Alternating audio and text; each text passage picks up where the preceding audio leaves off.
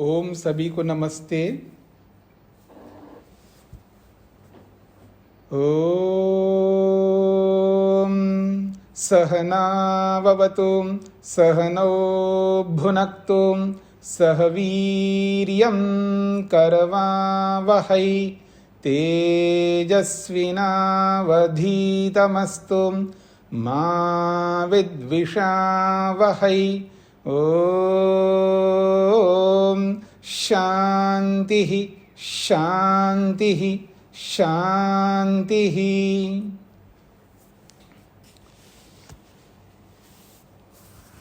योग दर्शन की 30वीं कक्षा है।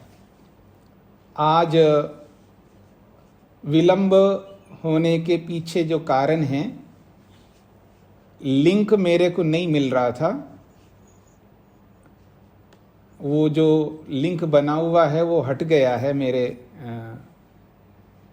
लैपटॉप में, तो वो लिंक ना मिलने के कारण से मैं आप समय पर नहीं जुड़ पाया है। फिर दीपक जी को कह करके वो लिंक मंगवाया, फिर वो डाला तो तब स्टार्ट हुआ, इसलिए विलंब हुआ। तो आइएगा, योग दर्शन की जो कक्षा है हमारी जो चल रही है, वृत्तियों को लेकर के चर्चा हो रही है।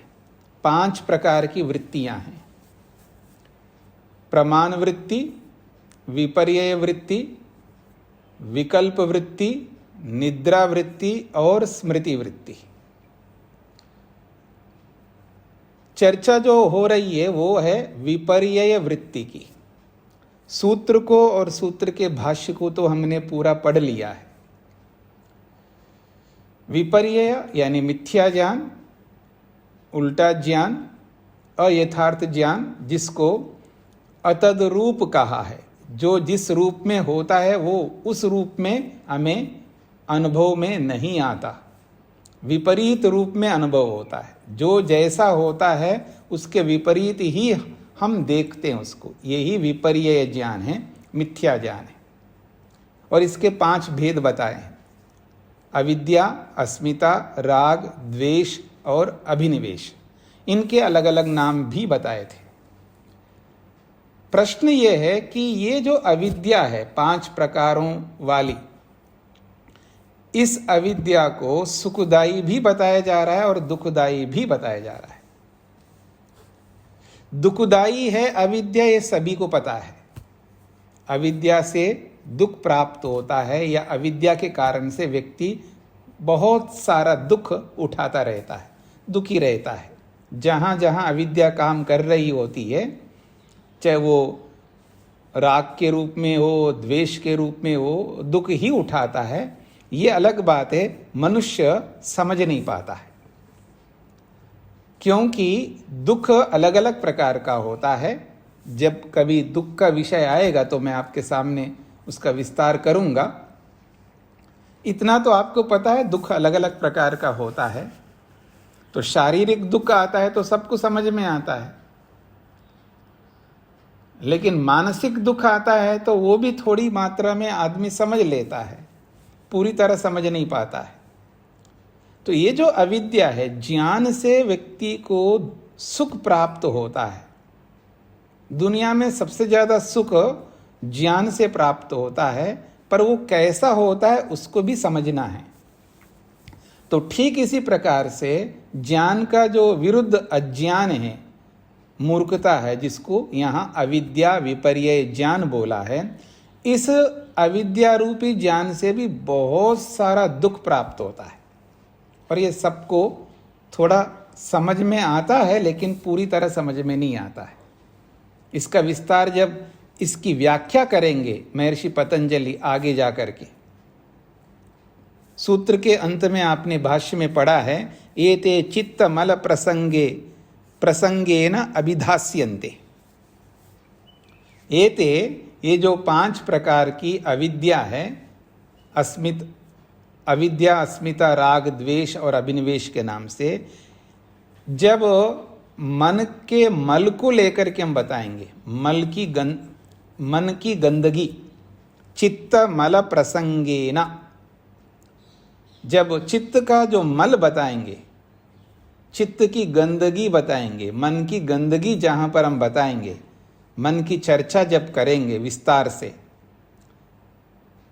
जैसे शरीर की गंदगी अलग होती है, शरीर का मल अलग होता है, तो ऐसे इंद्रियों का मल भी अलग होता है, बुद्धि का मल अलग होता है, मन का मल अलग होता है। हर वस्तु का अलग अलग प्रकार का मल है, गंदगी है, अशुद्धि है, अपवित्रता है। ये सारी अपवित्रता, दुनिया में जितनी भी गंदगी आप कहो, अपवित्रता कहो, अशुद्धि कहो, ये सब जड़ वस्तुओं में होती है। क्योंकि वस्तु जब बदलती है, चेंज होती है, चेंजेबल जो कोई भी वस्तु है उसका मल होता है, उसका मल निकलता है, वो अलग अलग प्रकार का मल होता है। तो जहां मल का प्रसंग आ रहा है और वो मल विशेषकर मन के बारे में बताएंगे, वहां पर इस अविद्या को यथार्थ रूप में विस्तार से अभिधास्यन्ते, इसकी चर्चा हम करेंगे, ऐसा वेद व्यास जी यहां पर बोला है। इन पांचों की परिभाषाएं करेंगे अविद्या की, और एक एक की परिभाषा स्पष्ट करते हुए किसको अविद्या कहते हैं, उसका क्या स्वरूप होता है, अस्मिता किसको कहते हैं, राग किसको कहते हैं, द्वेष किसको कहते हैं, अभिनिवेश किसको कहते हैं, उसका स्वरूप कैसा होता है, और उस स्वरूप में रह करके मनुष्य कैसा अनुभव करता है, कैसा व्यवहार करता है सुबह उठने से लेकर रात्रि में सोने तक। तो वो सारी चर्चा हम आगे करेंगे, ये बोल करके इसको यहीं पर समाप्त किया है वेद व्यास जी ने। पर यहाँ पर जब ये वृत्ति है अविद्या, और सुबह से लेकर रात तक हम ये अविद्या रूपी वृत्ति में रहते हैं, तो ये सुखदाई और दुखदाई किस रूप में बनती है, ये विषय है। और उस विषय में एक उदाहरण मैंने आपके सामने द्वेष का रखा है। द्वेष तो दुख देता ही है व्यक्ति को, लेकिन द्वेष कहीं कहीं पर सुख भी देता है। पहला एक सिद्धांत दिमाग में बिठा के रखना है, हर द्वेष सुख देगा, हर द्वेष दुख देगा, दो बातें हैं। तो द्वेष, कोई भी द्वेष हो, दुख तो हर स्थान पर देगा वो, लेकिन प्रत्येक द्वेष सुख भी देगा, ऐसी कोई प्रतिज्ञा नहीं है यहाँ पर। यानी जो अविद्या है, ओवरऑल आप पूरी अविद्या को लेकर के चलेंगे तो अविद्या दुखदाई है 100%। किसी भी विषय में आप अविद्या को लगाइए, लेकिन वो अविद्या हर विषय में सुखदाई है, ये इसकी प्रतिज्ञा नहीं है। इस बात को दिमाग में बिठा लीजिएगा पहले। पर यह है, अविद्या सुख भी देती है, लेकिन कहाँ किस विषय में वो सुख देती है ये एक अलग बात है, ये हमें समझना है। आप ये ना समझना कि अविद्या दुख देती है लेकिन सुख भी देती है, हर जगह आप उसको सुख के रूप में कहाँ ये सुख दे रहा है ये ढूंढने लग जाओगे तो मुश्किल हो जाएगा। क्योंकि वो सुखदाई उसको हमें बनाना है, वो अपने आप सुखदाई के रूप में अविद्या सामने नहीं आती है। दुखदाई तो उसका स्वरूप है। अविद्या का स्वरूप जो है वो दुख स्वरूप है, वो नेचुरल है उसका। अविद्या जहाँ होगी वहाँ व्यक्ति को दुख मिलेगा। ये अलग बात है, व्यक्ति अविद्या से ग्रस्त है, अविद्या का प्रयोग कर रहा है, लेकिन उसको ये समझ में नहीं आ रहा है कि वो अविद्या मेरे को दुखी कर रही है, उस अविद्या से मैं दुखी हो रहा हूँ, मैं दुखग्रस्त हूँ, ये वो अनुभव नहीं कर पाता है। वो अनुभव आप सबको हो जाएगी, अवश्य हो जाएगी। समय आने वाला है उस अनुभूति को करने का भी। तो यहाँ हमें ये समझना है कि हर जगह पर, हर विषय में, हर एंगल से वो अविद्या दुखदाई के साथ साथ सुखदाई भी बनेगी। ये कोशिश मत करिएगा, बस ये कोशिश करिएगा मैं इस अविद्या को सुखदाई कैसे बनाऊं, बस ये कोशिश करना। जैसे मैंने उदाहरण दिया, द्वेष तो होता ही है व्यक्ति को, किसके मन में द्वेष नहीं है? आप में से कोई बता सकते हैं मेरे को कोई द्वेष नहीं आता है? अगर ऐसा कोई बताएंगे तो समझ लूंगा मैं उनको अविद्या में भी अविद्या है। ठीक है जी, अविद्या में भी अविद्या का अभिप्राय है। ये तो अविद्या से ग्रस्त है व्यक्ति, लेकिन एक और अविद्या का एक और कारण बन रहा है। अविद्या में रह करके भी मैं अविद्या में हूं ये नहीं समझ पाता है। ये भी एक प्रकार की अविद्या। तो अविद्या से अविद्या ही उत्पन्न होती जाती है, जैसे विद्या से विद्या उत्पन्न होती है, ज्ञान से ज्ञान उत्पन्न होता है, विवेक से विवेक उत्पन्न होता है, यथार्थता से यथार्थता, और यानी जितनी जानकारी हमने प्राप्त की यथार्थ के रूप में, वो यथार्थ जानकारी अगली यथार्थ जानकारी को देने वाली है। तो ऐसे ही अविद्या से अविद्या और उत्पन्न होती रहती है। तो अविद्या में जब डूबा रहता है व्यक्ति, तो आगे आगे अगली अगली कड़ी जो है वो अविद्या से ही ग्रस्त होता जाता है। तो द्वेष जब होता है तो गुस्सा आता है आदमी को। अब गुस्सा जिस किसी पर भी आया है उसके अलग अलग स्वरूप है, गुस्से के अनेक स्वरूप है। तो अब किसी हमारे जो संबंध है, जितने भी हमारे संबंध है, माता पिता गुरु शिष्य भाई बहन, जितने भी संबंध है अलग अलग संबंध हैं। एक तो पारिवारिक संबंध है और एक सामाजिक संबंध है। तो किसी भी संबंध को ले लीजिएगा, जैसे शॉपकीपर है और कस्टमर है, उनका भी अपना संबंध है। तो किसी भी संबंध को ले लीजिएगा, जब दुकानदार शॉपकीपर जो है माल बेचना चाहता है, वो दिखाता है, कस्टमर देखता है, अब नहीं लेता है वो कस्टमर, सब देख करके फिर चला जाता है। तो ये हो नहीं सकता, चाहे वो दुनिया का कोई भी शॉपकीपर हो, उसको द्वेष जरूर आता है। उसका प्रतिशत अलग अलग होता है, उसका स्वरूप अलग अलग होता है। ये समझने का प्रयत्न करना है कि कोई ये सोचे कि मेरे को द्वेष ही नहीं आता है, वो भूल है। द्वेष नहीं आता का मतलब है वो किसी को मार नहीं रहा है, वो द्वेष नहीं आता है। किसी को वाणी से गुस्सा करके कुछ बोल रहा है, वो द्वेष अलग है। मन से गुस्सा करना वो भी दिखता है, लेकिन द्वेष के अनेक वैरायटी होती हैं। तो उन अनेक वैरायटियों में एक कोई वैरायटी उसके अंदर है, यदि नहीं है तो दुनिया में क्यों है वो?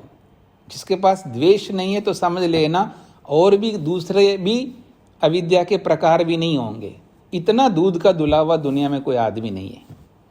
ये भी समझने का प्रयत्न करना। उसके स्तर अलग अलग होते हैं। सूक्ष्म द्वेष का स्तर वो पकड़ नहीं पा रहा है, क्योंकि उसमें उसने मेहनत नहीं किया।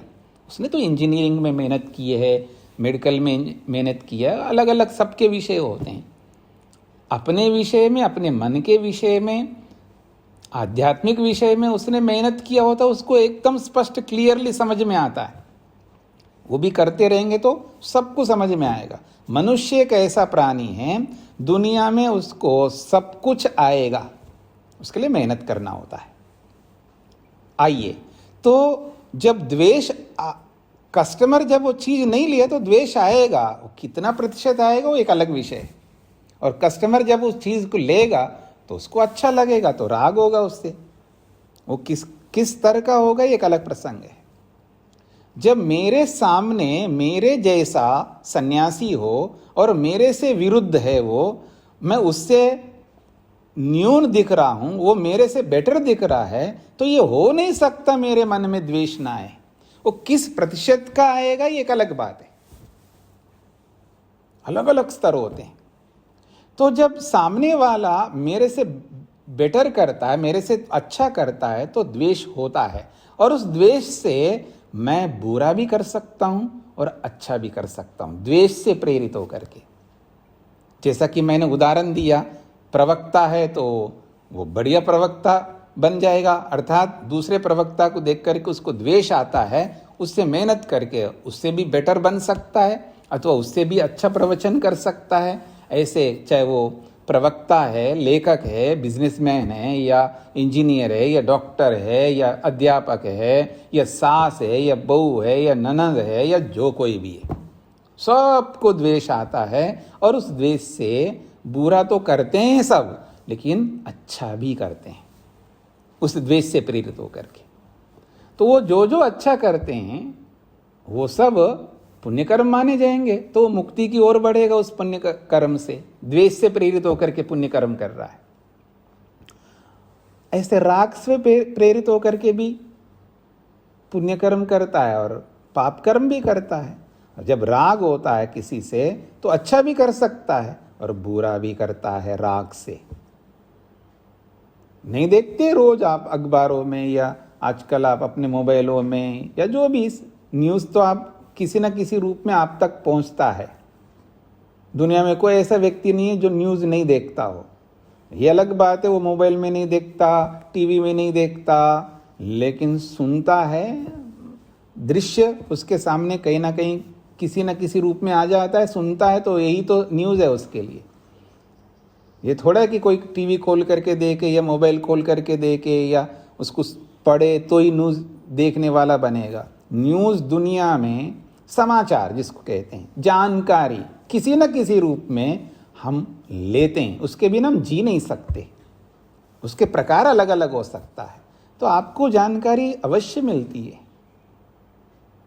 तो जब आप देखते हैं कि राग जब होता है तो जिसके प्रति राग होता है उसके साथ अच्छा भी करता है, ये भी तो देखते हैं आप। लेकिन राग होता है जिसके प्रति, अगर वो हमारी बात ना माने तो उसके साथ गलत भी करता है, ये भी आप देख रहे हैं। तो राग से अच्छा भी करता है और राग से बुरा भी करता है। जब बुरा करेगा तो वो क्लिष्ट वृत्ति बन जाएगा, और राग से जब अच्छा करता है तो वो अच्छा कर्म बनेगा, पुण्य कर्म होगा, तो मुक्ति की ओर ही जाएगा ना वो। तो राग से बुरा भी होता है और अच्छा भी होता है, द्वेष से भी होता है। तो हर अविद्या के किसी भी पार्ट को आप ले लो, अच्छा बुरा दोनों क्षेत्रों में है। राग से आप वेद स्वाध्याय करेंगे तो राग से कर सकते हो। राग होता है ना आदमी को, ईश्वर में भी राग होता है व्यक्ति को। जब बेटे में राग है तो भगवान में तो होगा ही होगा। हाँ, अध्यापक में भी राग होता है, ईश्वर में भी राग होता है, वेद में भी राग होता है, संध्या में भी राग होता है, हवन में भी राग होता है। राग किस में नहीं होता है? सब में होता है। तो राग युक्त होकर के जितने भी अच्छे कर्म करोगे आप, तो आप मुक्ति की ओर ही तो बढ़ोगे ना उससे। तो ये सुखदायी बन रहा है ना। तो राग सुखदायी भी बनता है, राग दुखदायी भी बनता है। द्वेष सुखदायी भी बनता है, दुखदायी भी बनता है। अभिनिवेश डर, बड़ा डर लगता है ना आदमी को, ऐसे छौंक जाता है शरीर से, मन से, इंद्रियों से। डर लगता नहीं लगता? मृत्यु से डर नहीं लगता किसी को? डर लगता है ना। जब कोरोना आया था डर नहीं लगा आपको? अच्छा, डरना अच्छा है या बुरा है? मतलब डरना नहीं चाहिए या डरना चाहिए? दो पक्ष है इसके। उस भय को, उस डर को यूज करना है हमें अच्छे अर्थ में, तो जरूर डरना चाहिए, रोज डरना चाहिए, हर पल डरना चाहिए। क्योंकि जब डर लगता है तो अच्छा काम कर सकता है राइट वे में। मतलब सिक्के का एक पहलू है, मेरे को मृत्यु से डर लगता है, डर लगना चाहिए।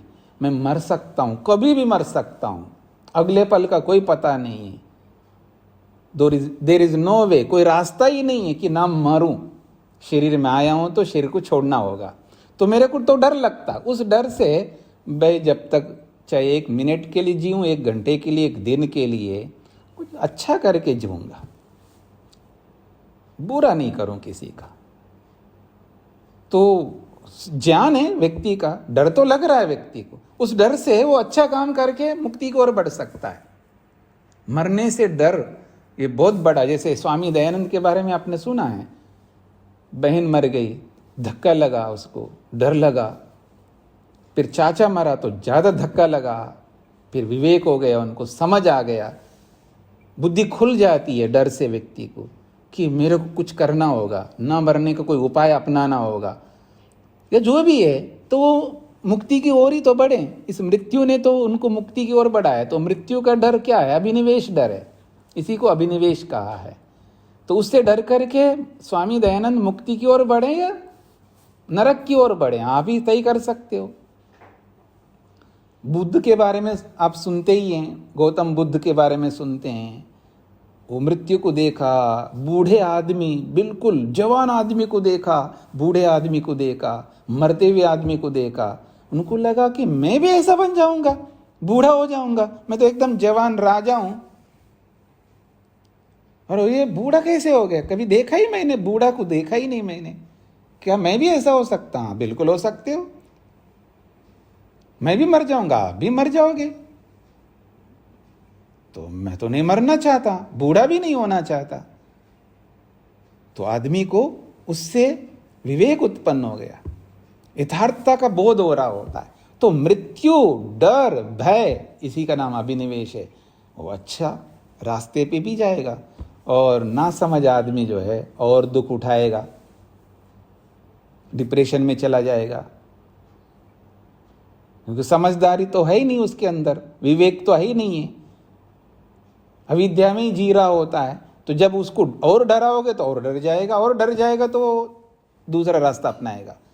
डर से दुख की ओर भी बढ़ता है, और बहुत ज़्यादा बढ़ते हैं। दुनिया भर के लोग दुख की ओर ही बढ़ते हैं।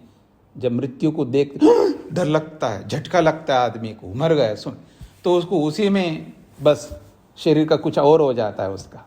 साधारण व्यक्ति, सामान्य व्यक्ति को भी बीपी बढ़ सकता है, हार्ट ट्रबल हो सकता है, और कुछ झटके से एकदम चौंकता है ना आदमी। जब कोई अपना निकट का आदमी मरता है ऐसे, तो उसको बड़ा कष्ट होता है, तो शारीरिक वैसे हानि कर लेता है और डर जाता है, और उसका दिमाग ही काम नहीं करता है, क्योंकि दिमाग से कभी सोचा ही नहीं वो व्यक्ति। कैसा आदमी है, सारा प्लान करता है आदमी कि बच्चे होंगे तो ये होगा, फलाना होगा, उसके लिए हमने ये प्रॉपर्टी बना दिया, वो पैदा भी हुआ ही नहीं है, उसके लिए ये करते हूँ। पता नहीं कहाँ तक प्लानिंग करता है, उसकी शादियाँ, फिर उनके बच्चे होंगे तो उनको ऐसे पालेंगे, सारा प्लानिंग करता है। लेकिन मैं मरूंगा उसका कोई प्लानिंग नहीं करता है। सोच देखिए व्यक्ति का,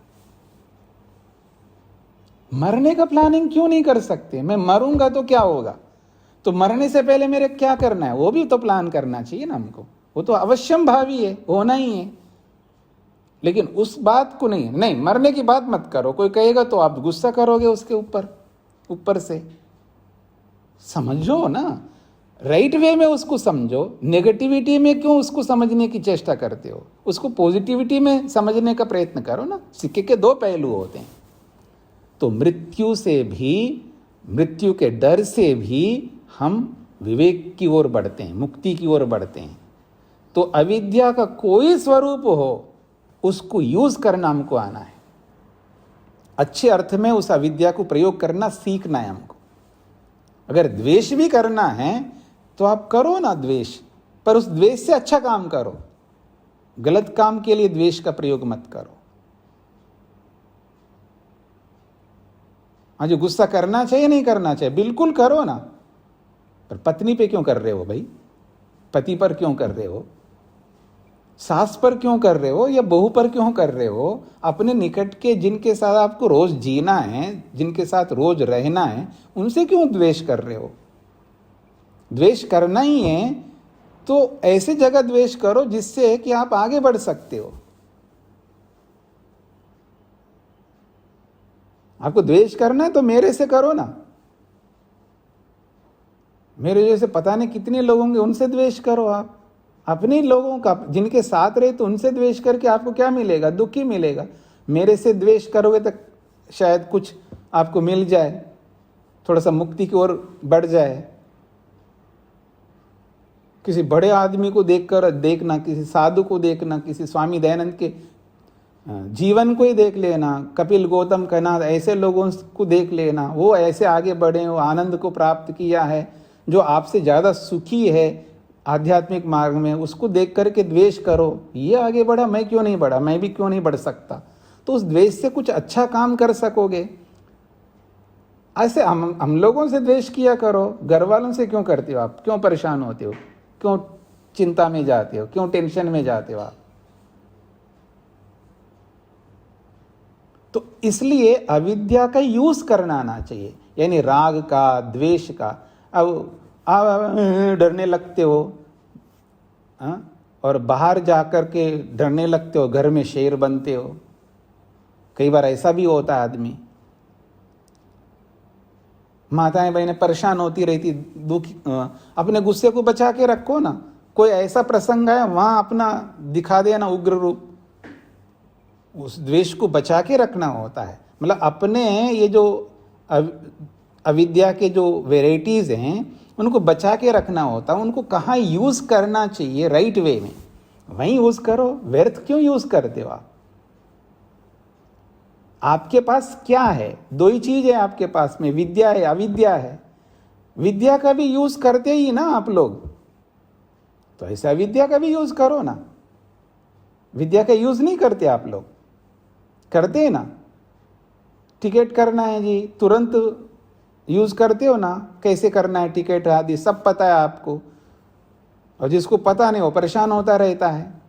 तो जैसे विद्या को कहीं ना कहीं यूज करते ही है ना आप, अलग अलग विषयों में, तो ऐसे अविद्या को भी यूज करना चाहिए। गुस्सा करेंगे, लेकिन कहाँ करूं मैं? उस गुस्सा को कर भी लूं और लाभ भी मिल जाए। अपनी हानि क्यों उठाऊं?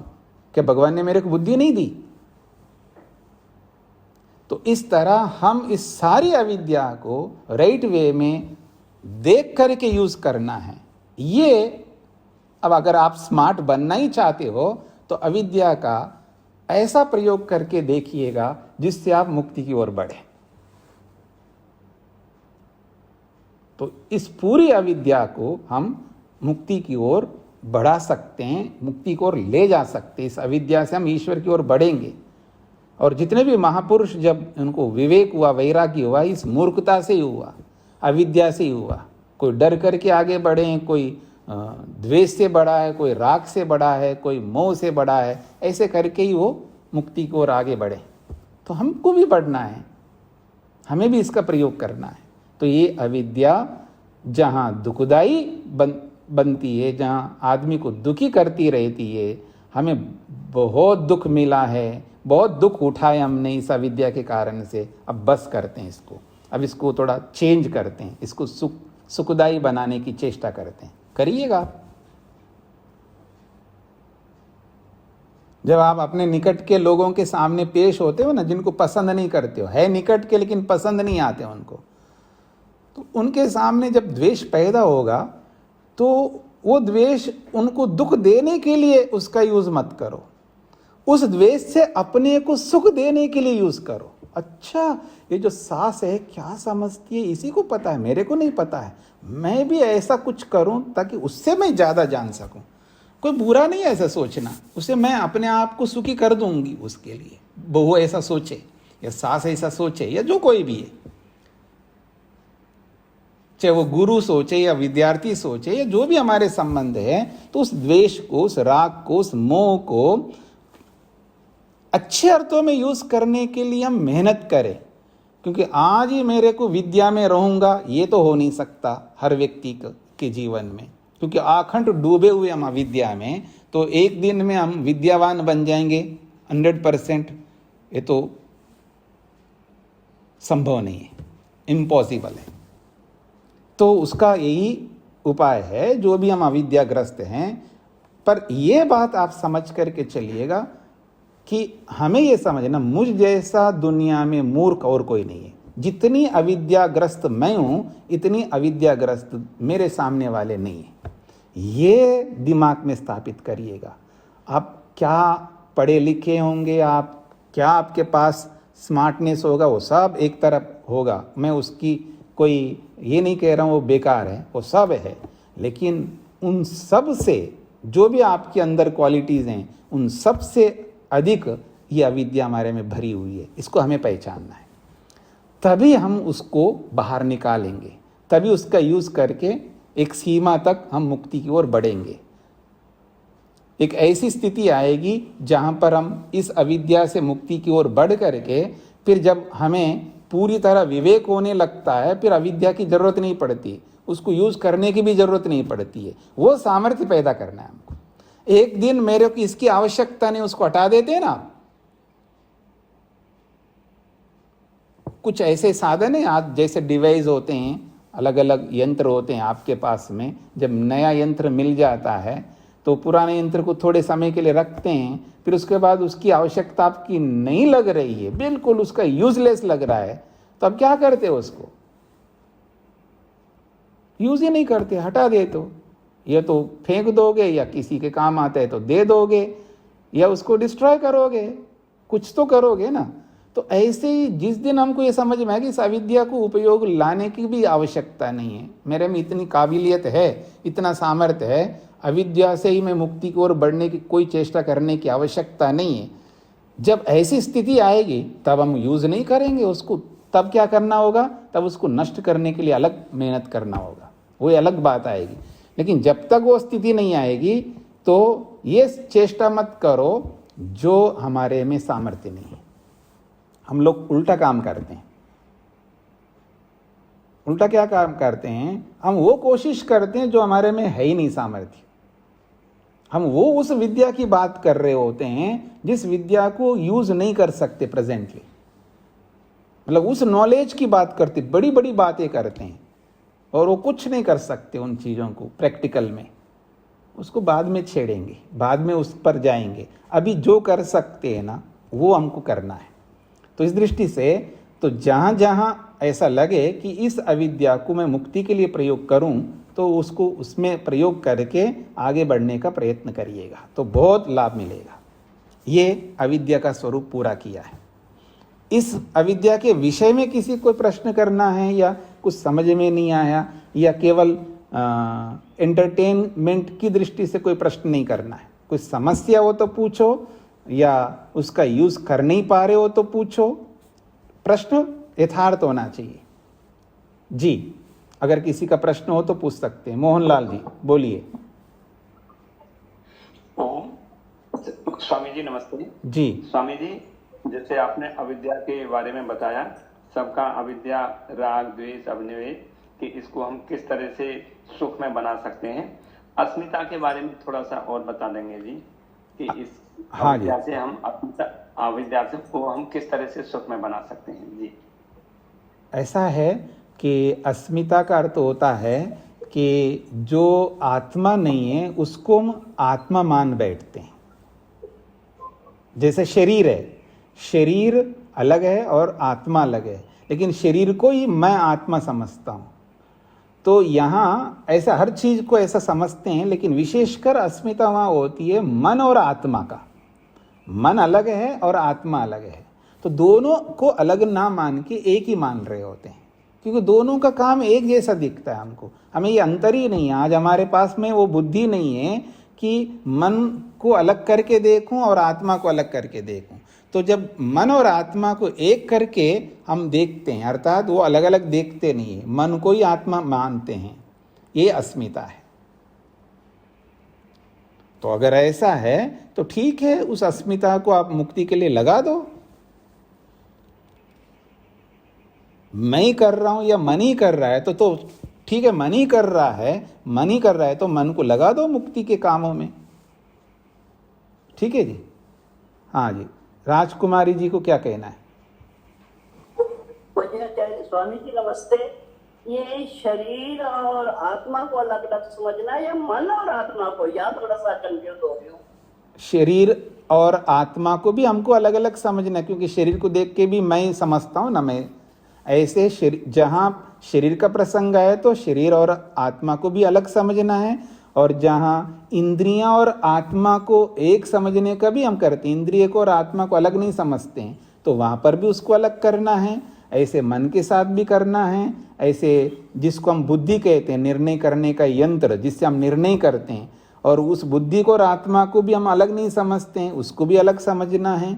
और अहंकार और आत्मा को भी हम अलग नहीं समझते, उसको भी अलग समझना है। जड़ और चेतन दो चीजें हमारे सामने, तो चेतन का जिस जिस जड़ वस्तु के साथ संबंध रहता है उसको और अपने आप को अलग नहीं समझता है। और तो और आगे पढ़ेंगे, जैसे धन है ना, धन को और आत्मा को अलग नहीं समझता। धन ही मैं हूं ऐसा समझता है। आए मैं लुट गया, मेरा पैसा डूब गया। धन को और आत्मा को अलग नहीं मानता है।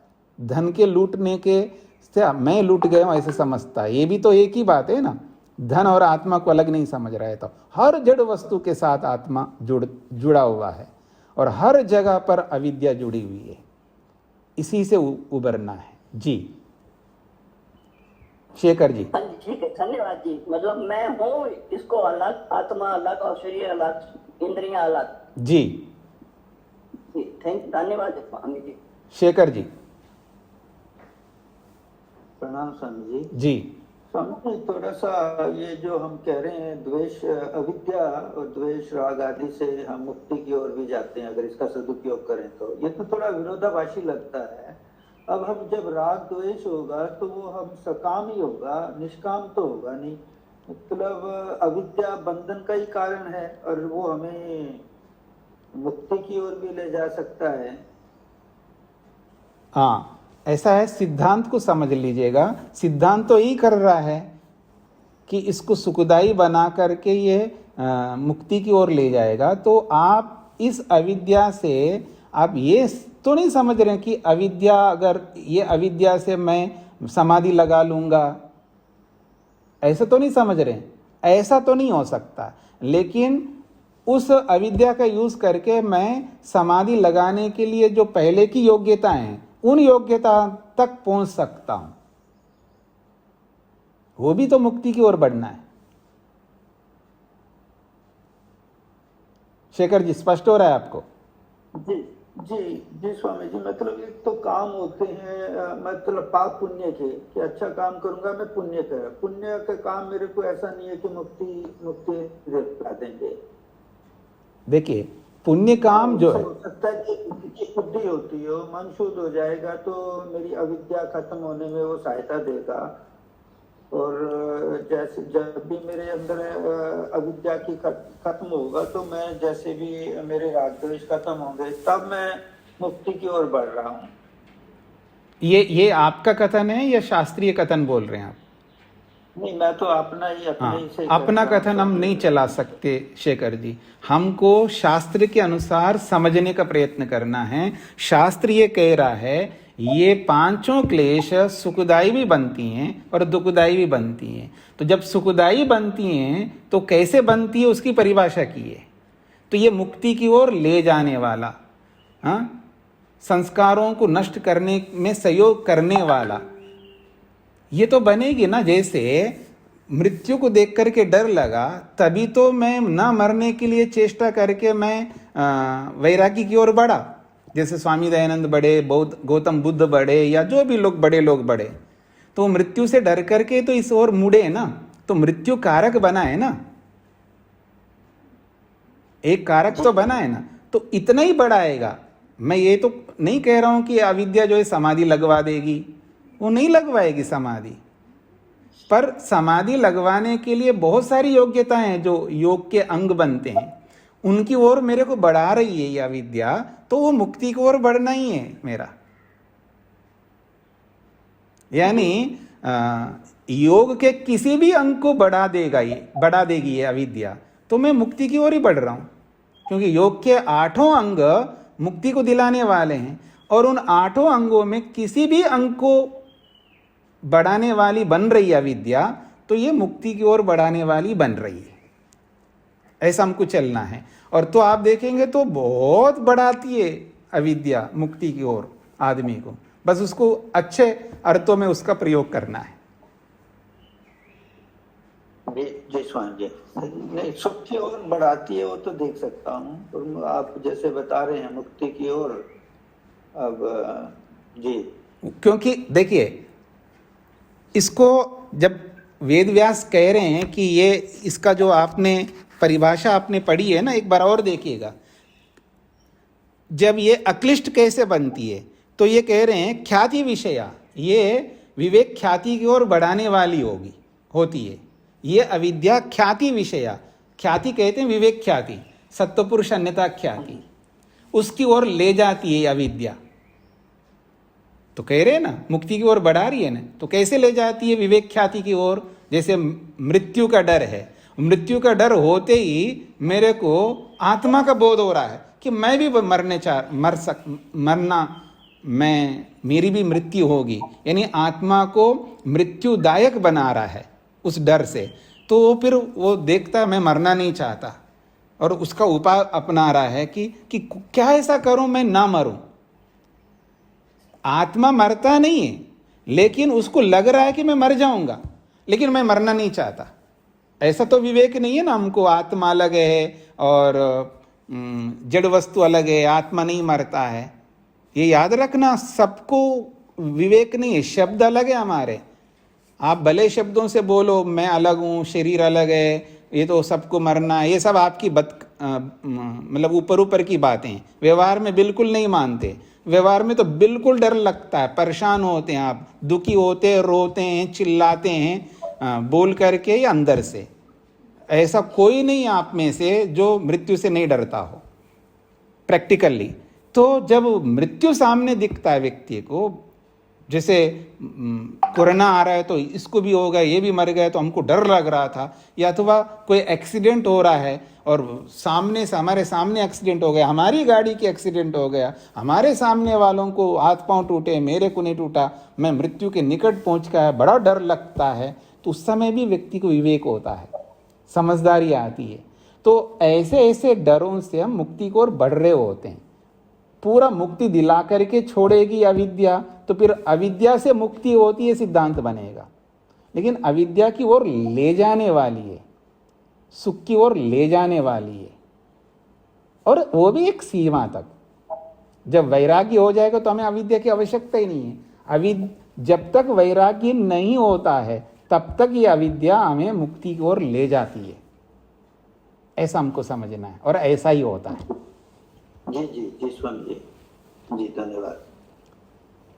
तो और किसी कोई अविद्या से संबंधित? शकुंतला जी।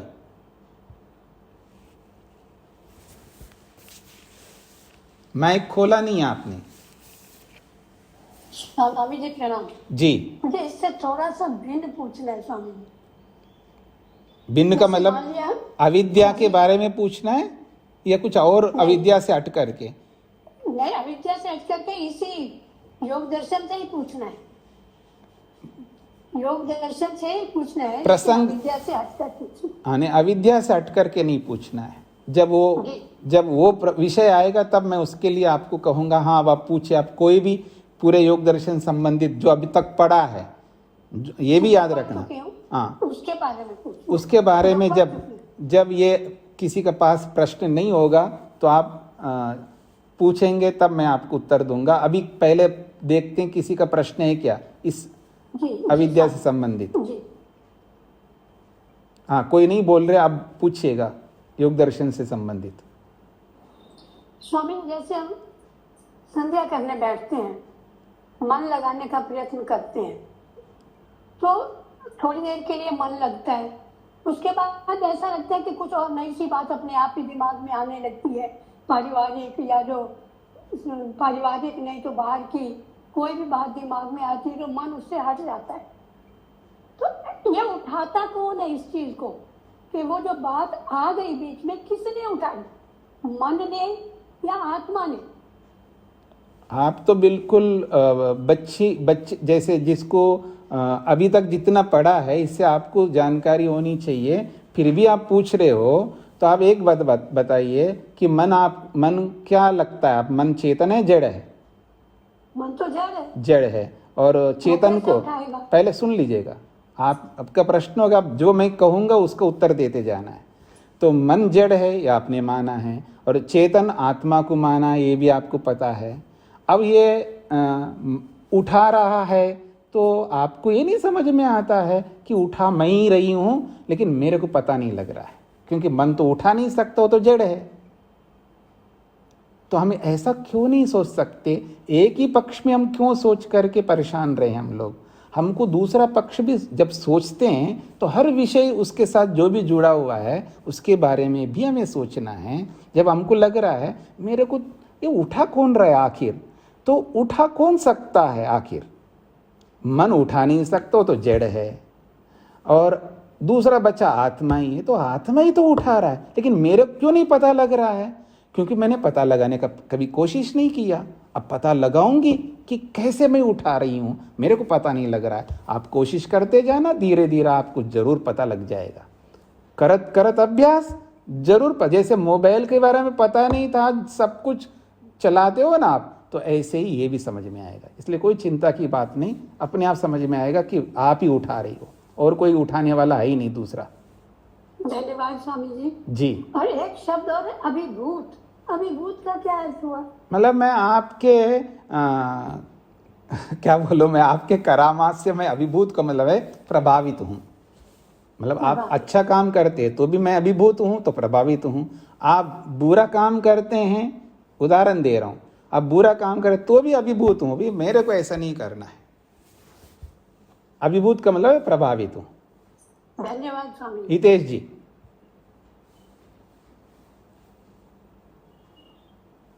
ओम स्वामी जी। जी। स्वामी जी, ये प्रश्न संबंधित है हमारे ही इतिहास से जुड़ा हुआ है। जब एक पुरानी मैंने कभी सीरियल देखी थी, उसमें एक दृश्य था विश्वामित्र के बारे में। तो महर्षि विश्वामित्र जब एक राजा हुआ करते थे, जब उनको मालूम चला कि उन्हें भी किसी को कुछ जवाब देने के लिए उनको मतलब एक ऋषि बनना है, तो वो ऋषि बनने के लिए जब वो खूब तपस्या करते हैं, खूब योग साधना करते हैं, तो उसमें में जो मेरी अंडरस्टैंडिंग है वो ये है कि वो कुछ ऋषाओं तक पहुंचे थे।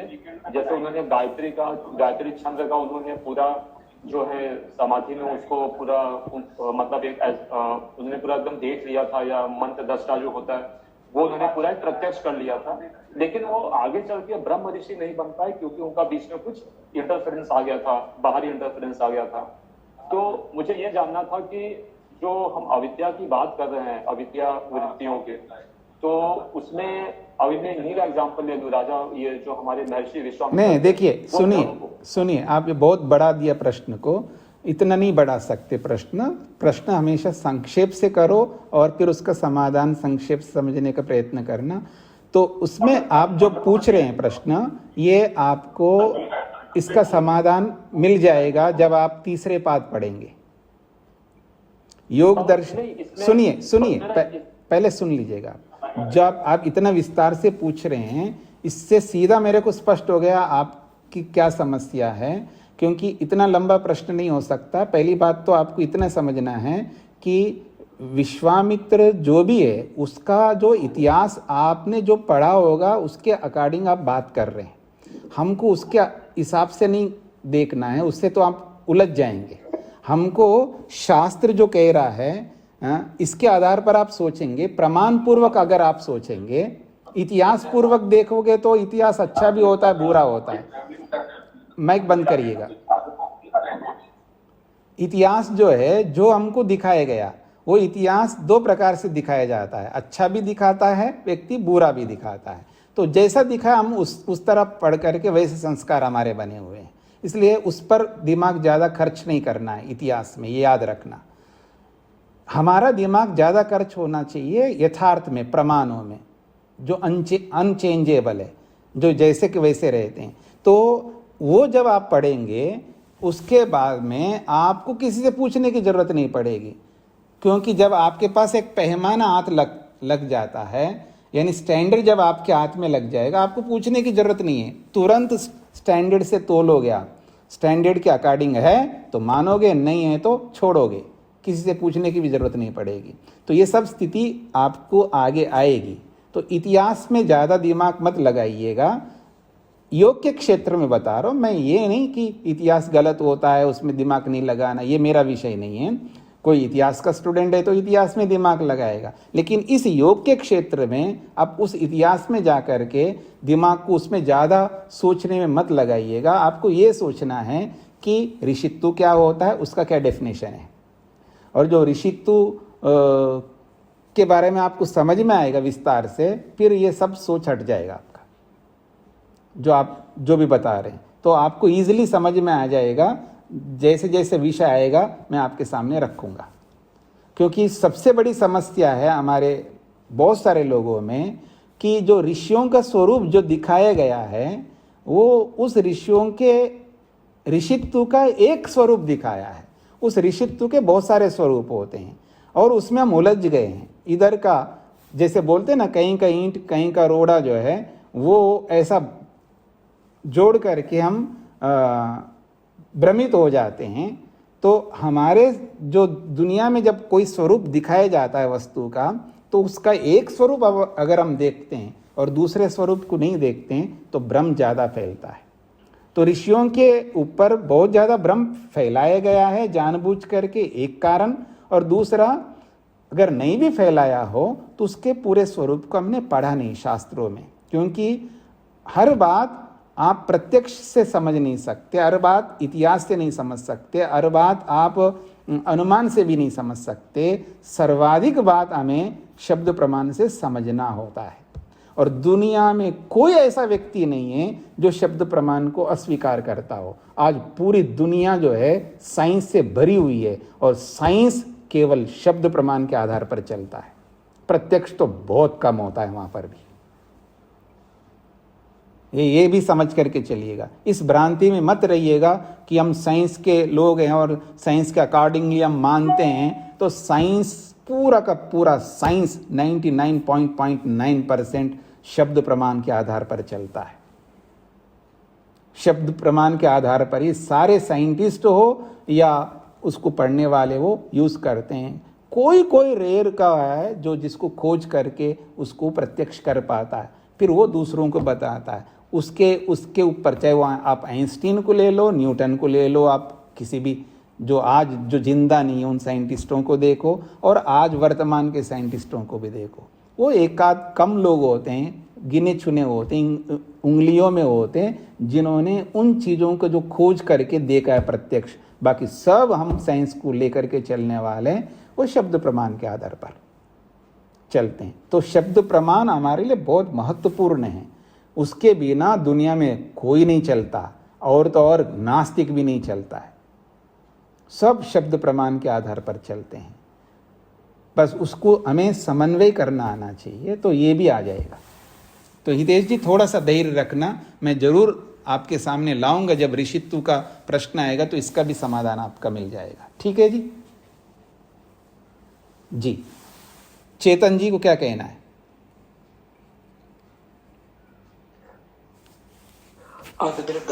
शुद्धन्ते मना सत्येन शुद्धते विद्या तपो भान भूतात्मा बुद्धिर्ज्ञानेन शुद्धते। स्वामी जी, इसमें नैमित्तिक रूप से आत्मा अशुद्ध हो जाता है तभी तो विद्या तप से शुद्ध होता है ना जी? ऐसा है, एक व्यवहारिक भाषा होती है और एक यथार्थ भाषा होती है।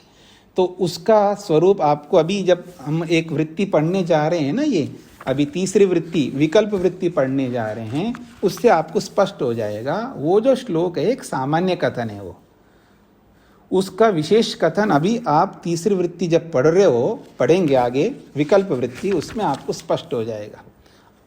आत्मा इससे शुद्ध होता है, ये मोटा कथन है। आत्मा को तो बता चुके हैं दूसरे सूत्र में, आत्मा अपने आप में शुद्ध है, वो कभी अपवित्र नहीं होता है। फिर भी बोला जा रहा है, उसका एक अर्थ है। जो आपने श्लोक बोला है कि आत्मा इससे शुद्ध होता है, मन इससे शुद्ध होता है, बुद्धि इससे शुद्ध होता है, ये एक व्यवहारिक भाषा है। लौकिक भाषा अलग होती है, और वास्तविक वस्तु तत्व की भाषा अलग होती है। और जो व्यवहारिक भाषा है वो व्यवहार की सिद्धि के लिए होती है। लौकिक व्यवहार की सिद्धि की भाषा है, वो मुक्ति की सिद्धि की भाषा नहीं है। वो मुक्ति को ध्यान में रख कर के वो भाषा नहीं रखी है। इसलिए शास्त्र जो है वो अनेक प्रकार के होते हैं, ये भी हमें समझना है। शास्त्र एक ही प्रकार के नहीं होते हैं, शास्त्र अनेक प्रकार के होते हैं। तो उन शास्त्रों की बातें, कौन सी बातें जो यूनिवर्सल लॉज हैं, जो जिसको आप बोलते हैं ना, जो कॉमन है सबके लिए, वो कभी चेंज नहीं होते हैं।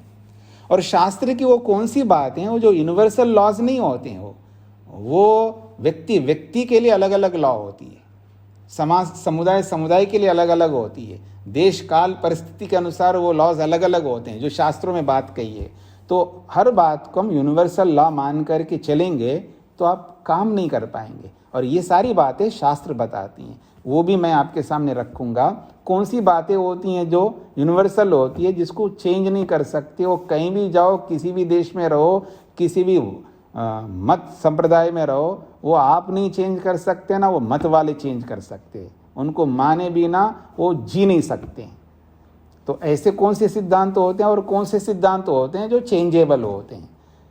पर चेंजेबल सिद्धांतों को आप यूनिवर्सल लॉ मान करके चलोगे तो समस्या हो जाएगी। तो अद्भिर्गात्राणि शुद्धंती, मना सत्येन शुद्धति, और आत्मा ऐसा शुद्ध होता, जो भी वहाँ बोला है एक सामान्य बातें। हम योग की सूक्ष्म बातें समझने के लिए आगे बढ़े हैं, तो दोनों का अंतर भी आपको जब शुद्धि का प्रसंग आएगा ना, शौच की व्याख्या होगी, तो वहाँ और आपको स्पष्ट कर दूंगा। चेतन जी, तो समय हो गए वैसे आपका। राजवीर सिंह जी बोलिए। माइक खोला नहीं आपने।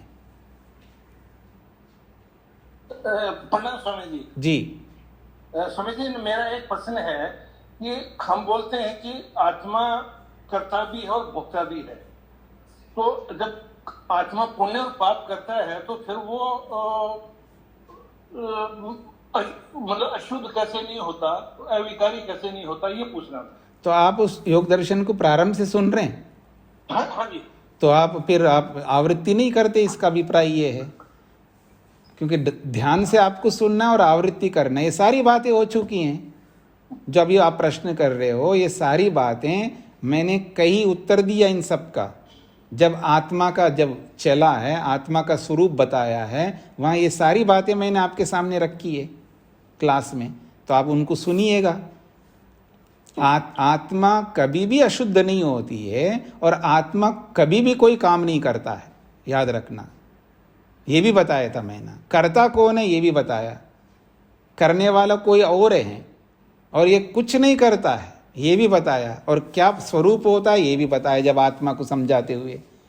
और वृत्ति सारूप्य में भी ये बात समझाई है चौथे सूत्र में, और तीसरे सूत्र में भी कुछ प्रसंग आया, दूसरे सूत्र में तो पूरा ही आया आत्मा के बारे में, सब बता चुका हूं मैं। तो इसलिए आप लोग पीछे के पाठों को आवृत्ति करिएगा, उन पाठों को सुनिएगा। दूसरे सूत्र का जो पूरा प्रसंग है, विशेषकर आत्मा को लेकर के जब आत्मा के स्वरूप बताया है, और ये भी बताया था कि आत्मा केवल दृष्टा बन करके बस देखता रहता, वाच करने का अतिरिक्त और कुछ नहीं करता। जिसको कर्ता कहते हैं, कर्म करते हैं, वो आत्मा नहीं करता है, मन करता है, इंद्रियां करती हैं, शरीर करते हैं, ये सब करता है। आत्मा बिल्कुल करता नहीं है। लेकिन लौकिक भाषा में एक लौकिक भाषा अलग होती है और एक शास्त्र की यथार्थ भाषा अलग होती है। ये सब बातें आपको ये अब 9वां सूत्र जब पढ़ेंगे ना विकल्प वृत्ति में, उसमें आपको और स्पष्ट हो जाएगा। तो आत्मा को मोटे तौर पर कर्ता बोला जाता है, वास्तव में आत्मा कर्ता नहीं है। कर्ता का मतलब है वहां पर करने वाला, क्रिया करने वाला कोई और होता है, करवाने वाला आत्मा है। इसमें मेरे कोई आपत्ति नहीं है। तो करवाता है उनसे, वो जो करके लाते हैं उसको बस वाच करता है, देखता रहता है दृष्टा बन करके, और उसको अनुभव करता है। रहता बाहर ही है, दूर से अनुभव करता है। जैसे आप स्वीट हाउस में जाकर के खाओ मत, देखते रहो, देख करके भी आदमी खुश होता है, खाया कुछ नहीं है। और ऐसे ही बेटे को बढ़ते हुए देख करके भी आदमी खुश होता है, उसे कुछ मिला नहीं है। तो ऐसे दृष्टा बन करके हम बहुत आनंद लेते रहते हैं। तो सब जगह नहीं लेते हैं, यही दुख का कारण बना हुआ। और सब जगह लेने का मैं सिखा दूंगा राजीव जी। बहुत बहुत धन्यवाद। जी जी जी जी। तो इसलिए धीरे धीरे आपके सामने आएगी सारी बातें। तो इसको यहीं पर विराम देता हूं। ओम शांति शांति शांति।